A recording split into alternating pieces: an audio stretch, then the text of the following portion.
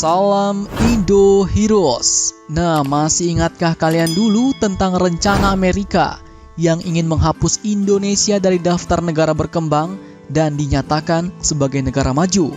Saat itu pernyataan Amerika ini pun sontak langsung membuat Indonesia kaget, bos.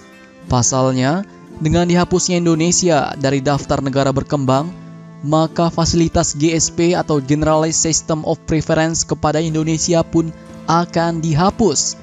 GSP sendiri adalah kebijakan perdagangan suatu negara yang memberi pemotongan bea masuk impor terhadap produk ekspor negara penerima.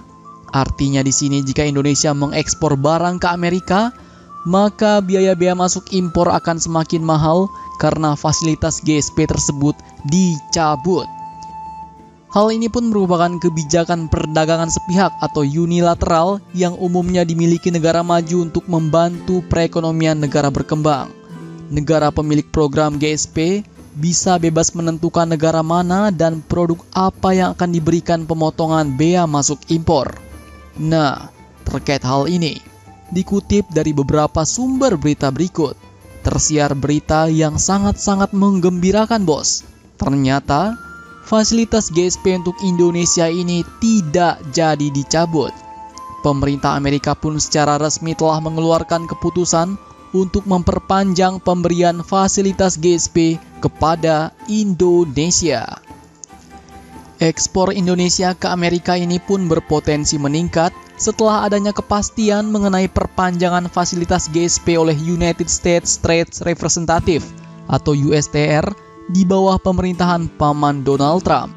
Indonesia sendiri pertama kali mendapatkan fasilitas GSP dari Amerika Serikat pada tahun 1980.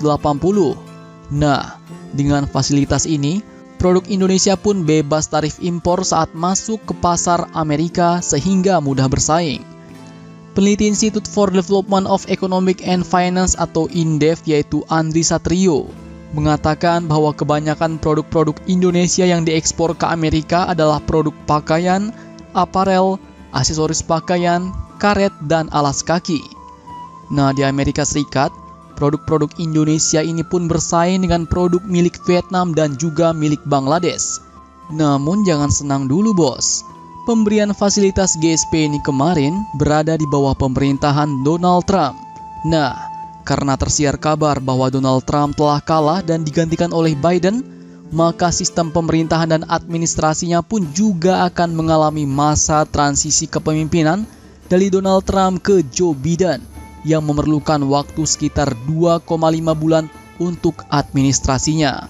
Dan tidak hanya itu, dari sisi Senat, kursi dari Partai Republikan masih lebih unggul dari Partai Demokrat dan bisa saja membuat kebijakan ekonomi Biden menjadi tidak semulus yang diharapkan.